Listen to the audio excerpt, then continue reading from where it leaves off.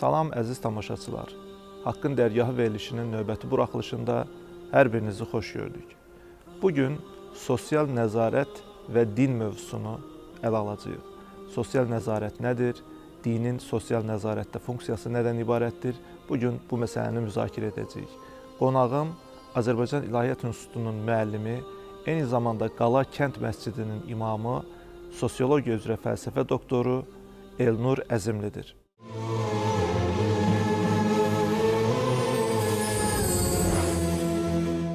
Elnur müəllim, xoş gəlmisiniz. Xoş gördük Kösəmən. Elnur müəllim, mövzuya belə başlayaq. Cəmiyyət nizamını təmin edən müxtəlif ünsürlər var. Burada ənənələrdən söhbət gedə bilər, burada qaydalardan, hər kəsin ortaq qəbul etdiyi qaydalardan, qanunlardan söhbət gedə bilər, ənənəyə əsaslanan əxlaqi normalardan söhbət gedə bilər və təbii ki, din də bunlardan biridir. İnsanların o, belə deyək, nizamı təmin etmək üçün. Buna biz sosial nəzarət mövzusu altında toxunuruq. Bu yeni bir mövzudur. Qərbdə də sosiologiya elmi içərisində də yeni müzakirə olunan, araşdırılan mövzulardan biridir. Mən istəyirəm ki, əvvəlcə sosial nəzarət nədir? Sosial nəzarət deyərkən nəyi başa düşürük? Siz bunu tamaşaçılarımız üçün, bizim üçün izah edəsiniz. Qeyd etdiyiniz kimi, cəmiyyətlərdə müxtəlif sosial normlar, qaydalar, qanunlar var. Ümumiyyətlə, cəmiyyət qurmaq üçün insanlar bir yerə gələrkən, onların mütləq bu qayda qanunlara ehtiyacı var. Yoxsa insanlar körtəbii şəkildə qaydasız, nizamsız gəlib bir yerdə yaşaya bilməzlər. Onların bir mədəniyyətə ehtiyacı var, qaydalara ehtiyacı var, normalara ehtiyacı var. Və bu cəmiyyət qurulduqdan sonra bu cəmiyyət öz varlığını davam etdirmək üçün də bu qaydaları daim tətbiq etməlidir. Və qaydanı pozanlara qarşı da sanksiyalar tətbiq etməlidir. Dediyimiz kimi, cəmiyyətin bu qaydalarını, normlarını qoruyan mexanizmlər var eyni zamanda. Və bu mexanizmlər sosiologiyada ümumi olaraq sosial nəzarət adlandırılır. Yəni, qısacası sosial nəzarət cəmiyyətdə stabilliyi, harmoniyanı, ahəngi, nizamı qorumaq üçün və eyni zamanda cəmiyyətdəki fərdlərin qaydaları pozmasına qarşı, onların qaydaları cinayət törətmələrinə qarşı həyata keçirilən, istənilən şəkildə olan, yəni bu rəsmi ola bilər, qeyri-rəsmi ola bilər, daha sonra açılacaq bunları. Bütün tədbirlər, hamısı, bütün bu mexanizmlər sosial nəzarət başlığı altında sosiologiyada ifadə olunur. Sosial nəzarət termini sosiologiya 19-cu əsrin sonlarında daxil olub Amerikan sosioloqları tərəfindən və onlar yenə cəmiyyəti nizamını, cəmiyyəti bir yerdə tutan nədir? Cəmiyyəti varlığın davam etdirməsinə töhfə verən şeylər nədir? Cəmiyyətdə insanlar əgər bu qaydaları pozarsa, onlara qarşı sanksiya tətbiq edən şeylər nədir? Bunları araşdıraraq belə bir termin ortaya qoyublar və bu termin çox geniş bir termindir. Eyni zamanda sosial nəzarət olmasa, cəmiyyət öz varlığını davam etdirə bilməz. Çünki belə bu şəkildə izah edə bilərik bu hadisəni. Cəmiyyətdəki normların pozulması hadisəsinə sosiologiyada deviasiya deyirlər. Yəni normalın, qaydanın pozulması. Və deviant davranış cəmiyyətdəki fərdlər tərəfindən gözlənilən davranışdır. Bütün fərdlər potensial olaraq deviant davranışa və yaxud da cinayətə meyillidirlər. Ancaq sosial kontrol dediyimiz və ya sosial nəzarət dediyimiz vasitələr bunun qarşısını alır. Bu vasitələr, onu soruşmaq istəyirəm Elnur müəllim, vasitələr hansılardır? Yəni, insanların, yəni əgər sərbəst qalsalar, onları, belə deyək, onların davranışlarını kontrol etməyən mexanizmlər, vasitələr olmasa, insanların istənilən şəkildə davranmasına məhdudlaşdırıcı heç bir əsasımız olmaz. Yəni, insan yaxşını, pisi müəyyən bir ölçüyə görə tənzimləməsə, öz ağlı ilə və ya ənənədən, dindən, qanundan aldığı hər hansı bir ölçü ilə buna yanaşmasa, bir insanın məsəl üçün oğurluq etməsi üçün heç bir maneə olmaz. Bəs insanları, cəmiyyəti bu şəkildə, bu nəzarət içərisində bir arada saxlayan o vasitələr dediniz, sosial nəzarət vasitələri nələrdir? Bunları açıqlamanızı xahiş edərdim. Kösər müəllim, müasir dövrümüzdə sosial nəzarəti həyata keçirən ən böyük vasitə, ən böyük qurum dövlətdir. Dövlətlər vətəndaşlar üzərində sosial nəzarət qurur və onları dediyimiz bu davranışlardan, deviasiyadan və cinayətdən çəkindirmək üçün tədbirlər həyata keçirir. Eyni zamanda dövlət bu tədbirləri həyata keçirmək üçün qanunlardan istifadə edir. O dövlətin qanunları, qaydaları var, rəsmi şəkildə yazılmış və bu rəsmi qanunları yenə dövlət icra edir və onun icra edici orqanları var. Buna da güc strukturları deyə bilərik, polis və ya mühafizə qüvvələri və ya hərbi sistemi buna daxildir. Eyni zamanda dövlət bu nizamı qorumaq üçün, stabilliyi qorumaq üçün total institutlar deyilən mexanizmlərdən də istifadə edir. Bunlar nədir? Həbsxanadır. Əgər hər hansı bir fərd cinayət törədərsə, onu cəmiyyətdən kənarda tutmaq lazımdır ki, daha çox deviasiya və yaxud da cinayət törətməsin, cəmiyyət ondan əmin olsun. Yəni cəmiyyətdə nizam davam etsin, ahəng davam etsin. Ona görə həmin cinayət törədən və yaxud da normaları pozan, rəsmi normaları pozan şəxsləri bu şəkildə total institutlarda saxlayırlar və yaxud da cəmiyyətə uyğun olmayan şəxslər ola bilər ki, bu əqli cəhətdən uyğun olmaya bilər və ya əsəbi cəhətdən. Onlar üçün də yenə dövlət total institut müəyyən dediyimiz sanksiyalar olmalıdır. Yəni bunu əslində dinlər və ənənələr də bunu bizə təqdim edir, elə deyilmi? Təbii ki. İndi mən bunu danışdığım rəsmi olaraq, rəsmi sosial nəzarət mexanizmləri. Eyni zamanda bunun qeyri-rəsmi sosial nəzarət mexanizmləri də var ki, bunu məsələn cəmiyyət özü insanlara ictimai qınaq vasitəsilə qeyri-rəsmi şəkildə sosial nəzarət fəaliyyəti həyata keçirir. Və yaxud da insanlar hər hansı bir yanlış hərəkət etdiyində başqaları cəmiyyət tərəfindən qınanır. Onun haqqında xoşa gəlməz sözlər deyilir, bəzən qarğışı olunur ki, bu da özü sosial nəzarət vasitələri, cəmiyyət tərəfindən tətbiq olunan qeyri-rəsmi sosial nəzarət vasitələridir. Ancaq günümüzdə əgər rəsmi tərəfindən bəhs etsək, dövlət və ya rəsmi qurumlar daim şəxsləri nəzarət altında saxlamağa çalışır və bu nəzarət etmək üçün ən ideal vasitə daim izləməkdir, daim nəzarət altında saxlamaqdır. Və bunun üçün də hələ orta dövrlərdən mütəfəkkirlər fikirləşirdi ki, görəsən fərdləri nəzarət altında saxlamaq üçün nə mexanizmlər icad etmək olar. Məsələn, bunlardan ən məşhuru panoptikon düşüncəsidir. Panoptikon düşüncəsi filosof olan Jeremy Bentham'a aiddir.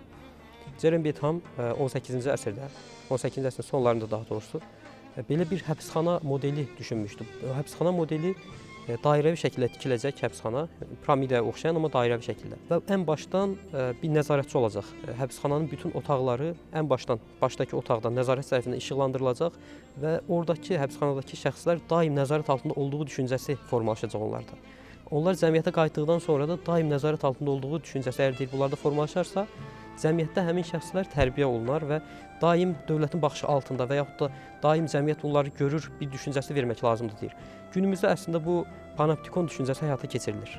Bu müasir texnologiyanın köməyi ilə bildiyimiz kimi hər tərəfdə indi kameralar var, müşahidə kameraları var. Eyni zamanda polis tərəfindən qurulan və digər rəsmi qurumlar tərəfindən qurulan müşahidə kameraları var ki, bu da insanlara əslində o Jeremy Bentham'ın hələ 18-ci əsrdə təsəvvür etdiyi, təxəyyül etdiyi panoptikon belə məfhumunu insanlara çatdırır. İnsanlar daim nəzarət altında olduqlarını, kamera olan yerdə daha düzgün davranmağa çalışırlar. Çünki bu onların müşahidə olunduqlarını, izlədikləri hissi onları hər hansı cinayət davranışından və deviant davranışdan çəkindirir. Siz harda olsanız o sizinlədir. Allah sizin etdiklərinizi görəndir. Quran-ı Kərim, Hədid surəsi 4-cü ayə. Elnur müəllim, bəs buradan gəlin istəyirsiniz dinə keçək. Dinin bu məsələdəki rolu nədən ibarətdir? Yəni qeyd etdiyiniz nəzəriyyələr və ya təklif olunan teorik fikirlər bəlkə də böyük vəsaitlər, böyük zamanlar, böyük vaxtlar, əziyyətlər tələb edən bir şeydir. Yəni cəmiyyət nizamını qorumaq üçün.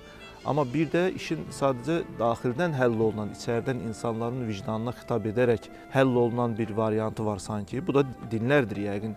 Çünki insanlara dünyəvi olaraq, dünyada nəyisə məcbur etməkdən söhbət getmir. İlahi bir yolla, deyilmi? İnsanın bir inanca bağlanması ilə, əxlaqi bir qazanc əldə etməsi ilə bu davranışlardan çəkinməsindən söhbət gedir anladığım qədər. Ona görə də xahiş edirəm, dinlərin sosial nəzarətdəki rolu nədir, funksiyası nədir, təsiri nədən ibarətdir? Bu barədə açıqlama eləyəsiniz. Göstər müəllim, sizin də qeyd etdiyiniz kimi dinlər həqiqətən bizim bayaq ifadə etdiyimiz o nəzarət mexanizmasını çox gözəl şəkildə həyata keçirir.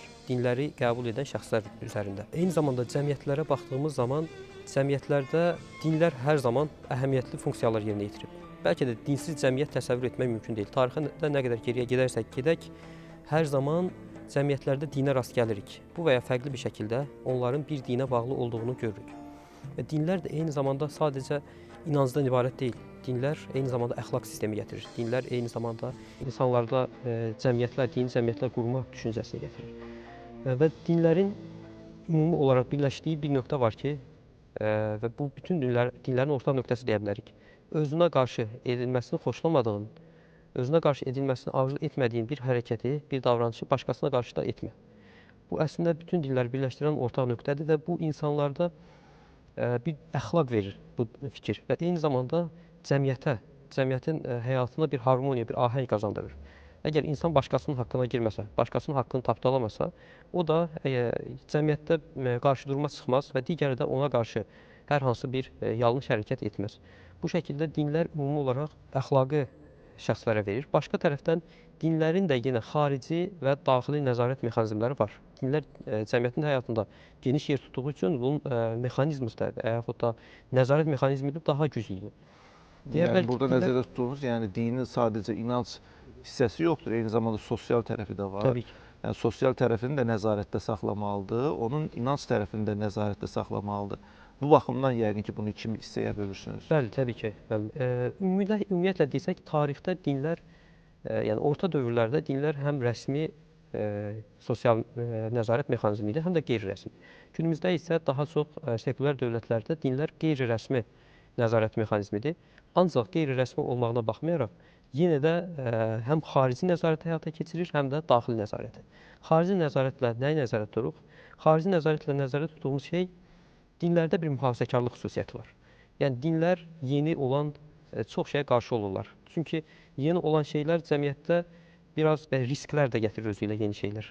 Ahəngi poza biləcək, insanları normlardan uzaqlaşdıracaq və yaxud da adət-ənənədən uzaqlaşdıracaq yeni risklər bərabərində gətirir. Ona görə dinlərin mühafizəkarlıq xüsusiyyəti, köhnə olanı, əvvəl olanı saxlama xüsusiyyəti, qoruyub saxlama xüsusiyyəti sosial nəzarətə töhfə verən xarici bir mexanizmdir. Bundan başqa dinlərin məşrulaşdırma xüsusiyyəti var. Məşrulaşdırma dediyimiz şey məsələlərə dini açıqlamalar gətirmək. Cəmiyyətin həyatında bir şey baş verirsə, onu din adamları və yaxud da dinlər cəmiyyətin anlayışına görə dini tərəfdən açıqlayırlar. Bu məsələ dinə uyğundursa, cəmiyyət tərəfindən çox rahat qəbul olunur. Dindar cəmiyyətlərdən söhbət edir. Əgər dinə uyğun deyilsə, buna qarşı çıxırlar. Elnur müəllim, mən istəyirəm İslam dinində, İslamın baxış açısından, baxış bucağından bu məsələ nə şəkildə ələ alınır? Çünki İslam dini də sadəcə inanc tərəfi ilə önə çıxan bir din deyil, eyni zamanda onun hüquqi tərəfi var, sosial tərəfi var. Həm sosial tərəfi tənzimləyən, həm də insanın mənəvi dünyasını tənzimləyən hansı təklifləri irəli sürür, hansı nöqtələrə diqqət çəkir, bu barədə qeydlərinizi bildirəsiniz. Burada mən ifadə etdiyimiz kimi dinlər, eyni zamanda İslam dininə daxildir bu. Dinlərdə xarici və daxili nəzarət mexanizması var. İcazənizlə onun daxili mexanizmasının nə olduğunu deyərək, çünki İslamda da bu olduğu üçün bütün dinlərin ortaq xüsusiyyətidir. Dediyimiz kimi xarici nəzarət mexanizmi olaraq məşrulaşdırma və mühafizəkarlıq xüsusiyyəti bu funksiyanı yerinə yetirir, yəni nəzarət mexanizmasını yerinə yetirir. Eyni zamanda daxili nəzarət mexanizmi olaraq isə din insanların vicdanına xitab edir və onlara vicdanlı olmağa və yaxud da digərlərinə qarşı daha uyğun şəkildə davranmaq, başqanın haqqına girməməyi tövsiyə edərək onları normal bir şəxs olmağa, cəmiyyətin normal bir üzvü olmağa sövq edir. Bundan başqa yenə din insanlara əxlaq qazandırır və yaxud da var olan əxlaqını gözəlləşdirir. Əxlaqın dindən çıxdığını və yaxud da din əxlaqı gözəlləşdirirmi iddiası filosoflar arasında və mütəfəkkirlər arasında müzakirəli mövzudur. Bəziləri deyir ki, əxlaq dindən ortaya çıxır, digərləri isə deyir ki, əxlaq yaradılışdan var. Din olmasa da əxlaq ola bilər. Ancaq ümumi olaraq deyə bilər ki, müəllim, əxlaq var ola bilər. Dinsiz insanlarda da əxlaq ola bilər. Ancaq əxlaqlı olmağa davam etmək üçün insanların daha güclü referanslara ehtiyacları var ki, bunu da din verir. Çünki din sadəcə bu dünya ilə məhdudlaşmır. Dinin axirət tərəfi də var və insanlar axirətdə də etdiklərindən, bu dünyada etdiklərinə görə axirətdə sorğu-sual olunacaqlar düşüncəsi insanlara daha tutarlı olmağa, əməllərini edərkən daha dərin düşüncələrlə etməyə sövq edir. Ona görə dinlərin insana verdiyi əxlaq anlayışı onları pis davranışlardan, eyni zamanda cəmiyyətə uyğun olmayan davranışlardan çəkindirir. Ya Rəsulum, sənə əmr edildiyi kimi düz yolda ol. Səninlə birlikdə iman gətirənlər, tövbə edib ardınca gedənlər də düz yolda olsunlar. Allahın əmrlərini pozub həddi aşmayın. Çünki o, sizin nə etdiklərinizi görəndir. Quran-ı Kərim, Hud surəsi 112-ci ayə. Dinlərin ümumi olaraq xüsusiyyətlərindən biri də dinlərdə günah olaraq qəbul olunan şeylər eyni zamanda cəmiyyətlərdə də xoş qarşılanmayan şeylərdir. Və yaxud da dövlətlər tərəfindən cinayət olaraq qəbul olunan şeylərin demək olar ki, 90% və yaxud daha çoxu dinlərdə də günah olaraq qəbul olunur. Ona görə dinlərin bu mexanizmləri eyni zamanda insanları həm müasir cəmiyyətdə, həm də istənilən bir cəmiyyətdə, həm də ibtidai cəmiyyətlərdə cəmiyyətin normalarını və qaydalarını pozmaqdan çəkindirir, onları cinayətdən də çəkindirir. Və bundan başqa İslamı, xüsusən İslami nöqteyi nəzərdən ifadə etsək, İslamın insana verdiyi düşüncə budur ki, insan daim nəzarət altındadır. O bayaq ifadə etdiyim kimi ideal nəzarət odur ki, insan daim bu düşüncədə olsun ki, nəzarət altındadır. Və bu nəzarəti də dövlət nə qədər cəhd etsə də bəzən çatışmadığı yerlər var. Hər yerə kamera qoya bilməz və yaxud da hər şəxsin başının üstünə bir polis vəzifələndirə bilməz ki, ona nəzarət et. Və yaxud o polisin də başının üstünə nəzarətçi qoya bilməz. Amma dinlərin insana verdiyi bu duyğu daha güclüdür və daha köklüdür. Xüsusən İslam dini ifadə edir ki, bu ayətlərdə, hədislərdə bu fərqli şəkillər bir çox ayələrdə ifadə olunur. Və bir neçəsini icazənizlə qeyd etmək istəyirəm. Məsələn, Hədid surəsinin 4-cü ayəsində, son qismində bu şəkildə ifadə olunur. Estağfirullah. Və huve ma'akum eynəmə kuntum vallahu bima ta'maluna basir. O harda olsanız sizinlə bərabərdir. Allah etdiklərinizi görür. Bu ayə əslində insanlara harda olursaq olaq, insanlardan, cəmiyyətdən uzaq belə olsaq, bizi bir görən, bizə bir nəzarət edən var və bu Allahdır. Allahın elmindən, onun belə deyək, nəzərindən heç bir şey qaçmaz. Bu düşüncə ilə insan əslində istənilən yanlış davranışdan çəkinə bilər. Başqa yenə bir ayədə, həmin Hədid surəsinin 6-cı ayəsində belə ifadə olunur. Və huve alimun bizətis sudur. O, qəlbinizdən keçənləri belə bilir. Yəni, bu düşüncə dünyəvi heç bir mexanizmin tətbiq edə bilməyəcəyi bir əslində hissdir. Dünyəvi mexanizmlər insanları sadəcə görünən davranışlarını nəzarət edə bildiyi halda Allah Taala qəlbinizdən keçənləri də bilir düşüncəsi insana qəlbindən belə pis şey keçirməməli olduğunu və yaxud da bunu keçirərsə belə Allahdan bağışlanma diləyə biləcəyini və bu hərəkəti etmədiyi müddətcə günahkar olmayacağı ifadə olunaraq insanı pis davranışlardan çəkindirir. Və yaxud da başqa bir ayədə, yəni Münafiqun surəsində "Vallahu xabirun bima ta'malun." Allah etdiklərinizdən xəbərdardır. Bu barədə ayələr çoxdur. Mən Quran-Kərimin sözünüzə qüvvət Quran-Kərimdə Allahın bu xüsusiyyətləri çox qeyd olunur. Yəni Allahın görməsi, Allahın eşitməsi, Allahın bilən olması, xəbərdar olması, Allah etdiklərinizdən xəbərdardır, etdiklərinizi görür. Bu baxımdan o nəzarəti bu şəkildə insanların qəlblərinə yerləşdirmək istəyir sanki. Təbii ki, müəllim. Bundan da başqa yenə ayət və hədislərdə etdiyimiz əməllərin davamlı olaraq qeyd olunduğu, yazıldığı, kitaba yazıldığı ifadə olunur və o kitabı bizə o qiyamətdə, axirət günü bizə kitabımızı veriləcəyini və oxu kitabının deyiləcəyi ifadə olunur. Və yenə ayətdə ifadə olunur bu. Estağfirullah və kullə şeyin əhsaynahu kitaban. Və hər bir şeyi kitaba qeyd etdik şəklində. Hər bir əməlimiz əslində o vəzifəli mələklər tərəfindən, yəni hədislərdə bu kiramən katibin, qiymətli yazıçılar, qiymətli katiblər, hörmətli katiblər deyə ifadə olunan mələklər tərəfindən etdiyimiz hər əməl davamlı olaraq böyük-kiçik fərqinə varmadan hamısının yazıldığı, qeyd olunduğu ifadə olunur ki, bu da çox mükəmməl bir nəzarət mexanizmidir əslində. Yəni bu nəzarət mexanizmi vasitəsilə insan istənilən yanlış davranışdan çəkinə bilər. Bundan başqa yenə söhbəti çox uzatmadan dinin başqa bir tərəfi insana ihsan və ya ehsan əxlaqı verir ki, bu da bu əxlaqla qısacası ehsan hər şeyi daha gözəl, ən gözəl şəkildə etmək mənasına gəlir. Amma bu əxlaq vasitəsilə sanki Allahı hər an görürmüşcəsinə davranmaq. Bu əxlaqı qazanan bir müsəlman və yaxud da bir dindar insan yanında insanlar olsun olmasın, yanında hər hansı rəsmi nəzarət mexanizmi olsun olmasın, bu şəxs heç zaman başqalarının haqqına girməz, başqalarının haqqını tapdalamaz, hər hansı bir cinayət əməli törətməz. Tamamilə doğrudur müəllim. Həqiqətən insanın din duyğusunun insana verdiyi, aşıladığı bu vicdan məsələsi onu başqalarının görmədiyi, qanunun görmədiyi yerlərdə belə Allah üçün, o əxlaqi dəyərlər üçün, mənəviyyat üçün onu yanlış əməllərdən uzaqlaşdırır. Bu baxımdan din duyğusu bir motivasiya qaynağıdır. Əks təqdirdə bu motivasiya qaynağına sahib olmasa, insan üçün qanunun görmədiyi hər yerdə hər şeyi etmək məşru hala gələ bilər. O baxımdan bu cəmiyyət nizamının da sabit bir şəkildə davam etməsi, insanlar arasında ünsiyyətin daha sağlam təməllərə söykənməsi üçün mən elə gəlir ki, vacib məqamlardan biridir. Elnur müəllim, mən sizə çox təşəkkür edirəm. Bu mövzu çox geniş mövzudur və bu qısa müddət ərzində siz onu çox gözəl xülasə etdiniz. Tamaşaçılarımızın da faydalanacağını ümid edirəm. Minnətdaram, çox sağ olun gəldiyiniz üçün, dəyərli fikirlərinizi bizimlə bölüşdüyünüz üçün. Çox təşəkkür edirəm, sağ olun.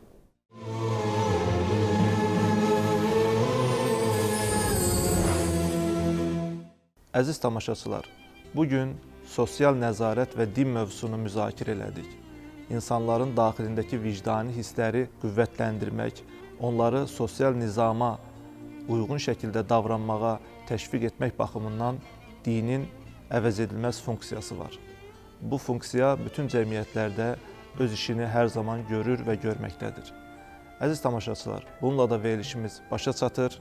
Haqqın Dərgahı verilişinin növbəti buraxılışında görüşmək ümidi ilə sağ olun, salamat qalın.